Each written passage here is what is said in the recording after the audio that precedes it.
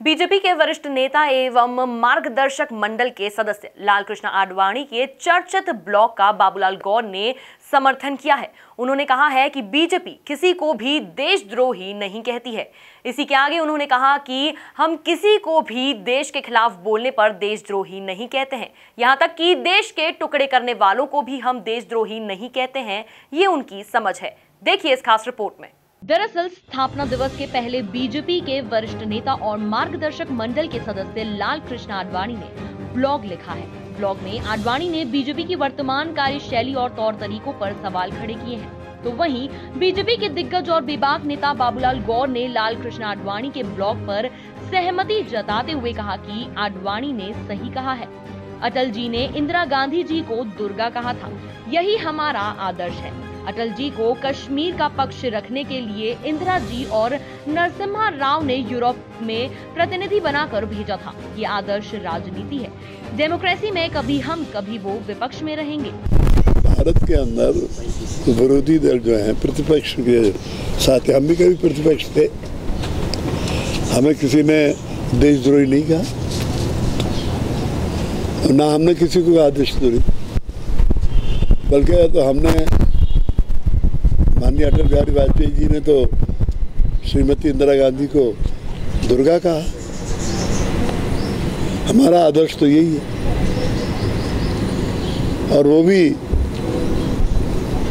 श्रीमती इंदिरा गांधी हों या नरसिम्हा राव हैं, अटल बिहारी वाजपेयी जी को यूएनओ में कश्मीर का पक्ष रखने के लिए और सरकार का और राष्ट्र का प्रतिनिधि बनाकर भेजते थे। तो ये एक आदर्श राजनीति। वहीं उन्होंने कहा कि देश के खिलाफ बोलने वाले, देश के टुकड़े करने वालों को हम देशद्रोही नहीं कहते हैं। ये उनकी समझ है। क्या अपने घर के टुकड़े करने का कौन सा महान काम कर रहे हैं? जोड़ने का काम करना चाहिए।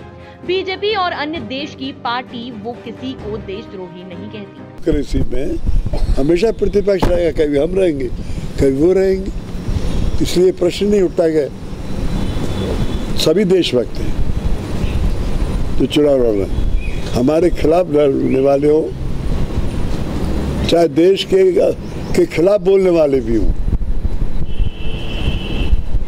बहुत से लोग कह रहे हैं कि हम देश के अलग हो जाएंगे, टुकड़े टुकड़े कर देंगे, उनको भी हम देशद्रोही नहीं कहते। उनकी समझ को कहते हैं। क्या समझ है कि आपने घर के टुकड़े करने से कौन सा महान कार्य कर रहे हो? जोड़ने का काम करना चाहिए, बल्कि उनको समझाइश करते हैं।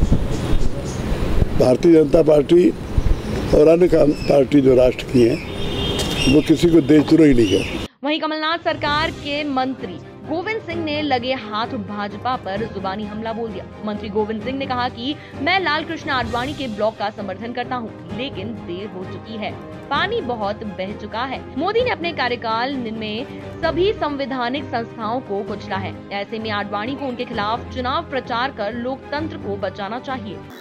माननीय लालकृष्ण आडवाणी भारतीय जनता पार्टी नहीं, पूरे समूचे देश के नेता हैं, और उन्होंने देर आए, बहुत देर के बाद किया, जब तक पानी बहुत बह चुका है।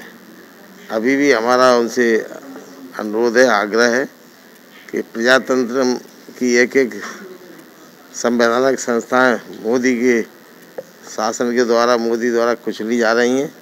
उनकी रक्षा के लिए, प्रजातांत्रिक मूल्यों के लिए जो आडवाणी जी ने लड़ाई लड़ी है, ब्लॉग में अपनी बात कहा है, उनको खुलकर पूरे देश में मोदी के इस आतताई, आतंकवादी और राष्ट्र विरोधी गतिविधियों के खिलाफ बोलना चाहिए।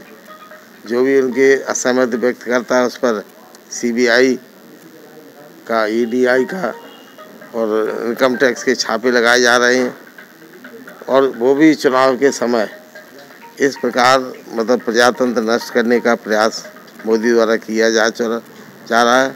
अगर आज लालकृष्ण जैसे लोकतांत्रिक प्रजातंत्र विश्वास करने वाले लोग नहीं बोलेंगे तो आगे जाकर ईश्वर भी उनको माफ़ नहीं करेगा। कुल मिलाकर बीजेपी के वरिष्ठ नेता लालकृष्ण आडवाणी का यह ब्लॉग लगातार चर्चाओं में बना हुआ है। आडवाणी ने अपने ब्लॉग में लिखा है, हमने कभी भी राजनीतिक विरोधियों को दुश्मन या देश विरोधी नहीं माना। बीजेपी हमेशा मीडिया सहित हमारे सभी लोकतांत्रिक संस्थानों की स्वतंत्रता, अखंडता, निष्पक्षता और मजबूती की मांग करने में सबसे आगे रही है। बहरहाल अब आडवाणी के इस ब्लॉग को लेकर विपक्षी दल भाजपा पर निशाना साध रहे हैं। हालांकि पीएम मोदी ने भी इस ब्लॉग पर सहमति जताई है। Bureau report, MP news, Bhopal.